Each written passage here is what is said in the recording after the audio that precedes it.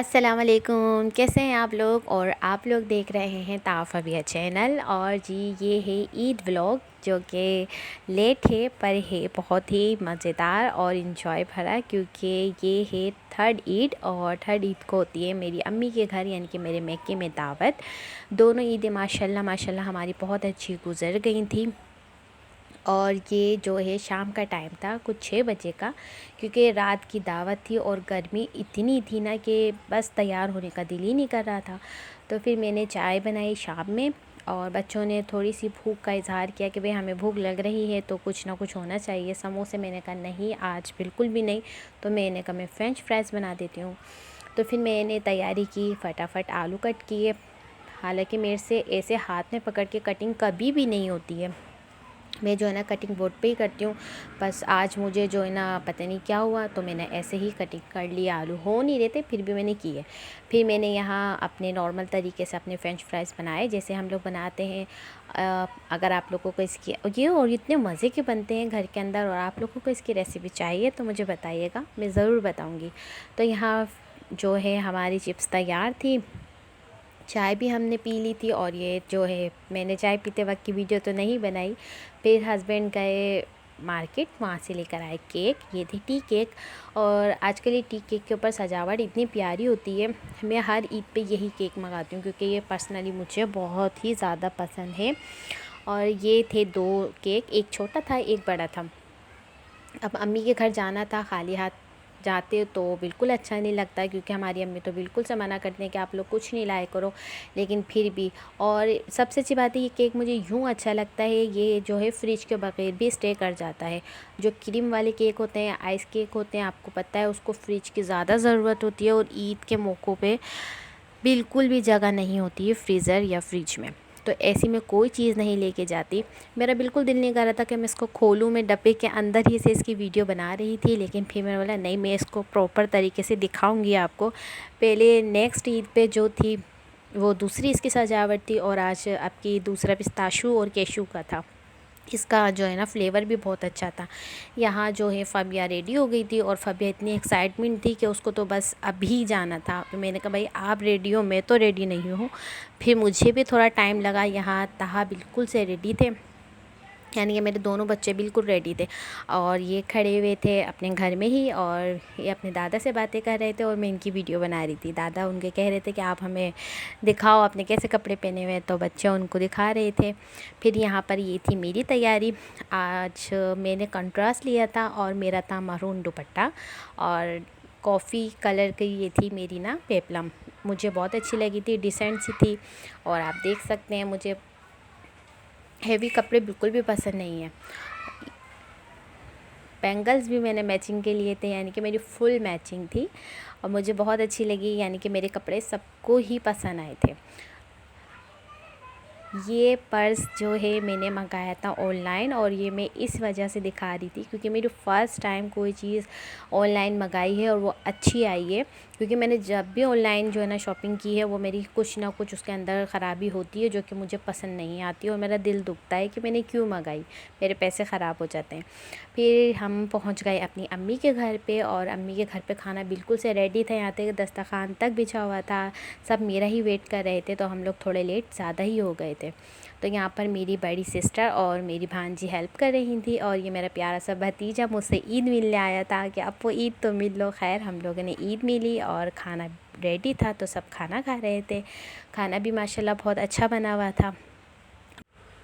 खाना सबने खा लिया था, और जब सबका खाना ख़त्म हो गया तो फिर हम लोग आ गए थे ऊपर छत पे, यानी कि टेरिस पे। फिर बच्चों ने यहाँ पर खूब शुगर मेले किए, कोई अंताक्षरी खेल रहा था, कोई जो चोर पुलिस होती है, जो पर्चियों वाला गेम होता था, वो खेल रहे थे। सारी बहनें बैठ के बातें कर रही थी, अम्मी भी बातें कर रही थी। यहाँ पर हमें भी बहुत ही ज़्यादा मज़ा आ रहा था, क्योंकि गर्मी इतनी थी कि नीचे बैठा ही नहीं जा रहा था कमरों के अंदर। तो इस वजह से हम लोग आ गए थे टेरिस पे।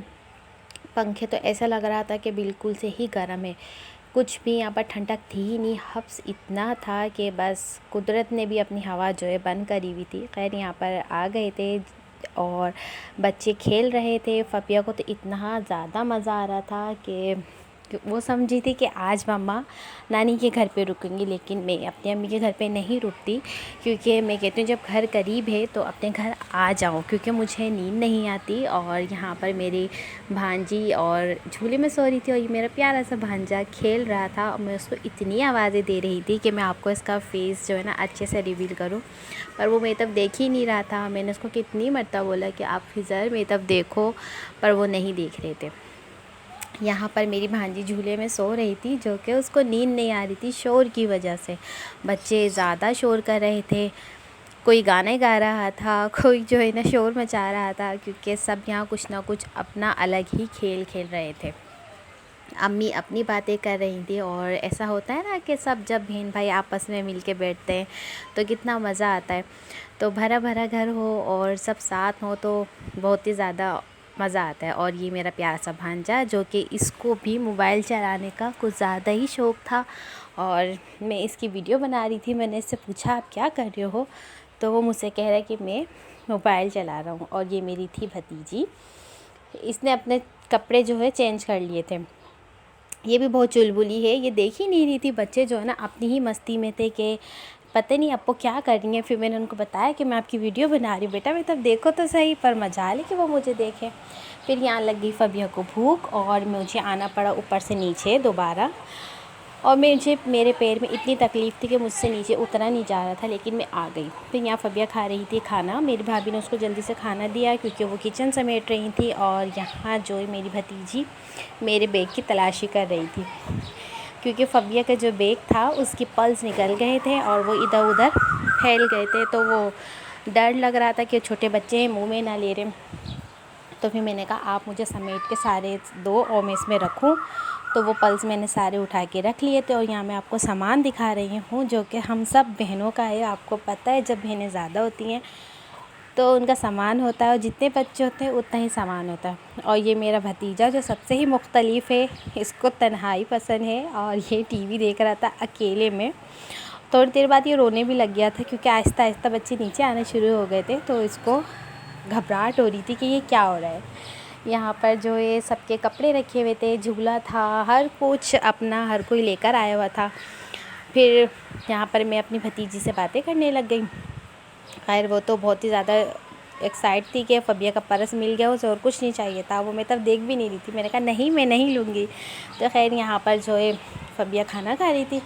फिर मैंने तहा को आवाज़ दी कि तहा आप आओ मेरे पास, और तहा मेरे भतीजे के साथ जो है ना फ़ुटबॉल खेलने लग गए थे। तो मैंने उनको डांटा कि आप खेल रहे हो और अगर लग गई शाज़ेन के या एलईडी में तो नुकसान हो जाएगा। तो खैर तहा को मैंने बुलाया कि आप जो है ना हुरैन की ज़िप बंद कर दो। उसकी ज़िप खुल चुकी थी, वो मेरे से लग भी नहीं रही थी फ्रॉक की। यहाँ पर मेरा बेटा उससे बातें कर रहा था, क्योंकि उसको बहुत अच्छा लगता है कि उससे बातें करना हुरैन से, पर वो बात ही नहीं करती है, वो अपनी ही दुनिया में मगन रहती है। फिर तहा चले गए दोबारा से अंदर, और मैंने अपना ना अबाया निकाल लिया था कि मैं अब जाऊँ अपने घर पे। यहाँ पर मेरी छोटी बहन जो है वो तैयार थी घर जाने के लिए कि मैं भी घर जा रही हूँ और तुम भी घर जा रही हो। और वो अपने बेटे को बुला रही थी, पर उसका बेटा आने का नाम नहीं ले रहा था। फिर जो है गर्मी बहुत लग रही थी, मैं अपने घर आ गई थी, और घर आके फिर मैंने बनाया मिल्क शेक। मुझे बहुत गर्मी लग रही थी। और आपको मेरी आज की वीडियो कैसी लग रही थी? ये थी हमारी ईद, और जो कि बहुत अच्छे से गुजरी। नेक्स्ट वीडियो में फिर से मिलेंगे, जब तक के लिए अल्लाह हाफिज़।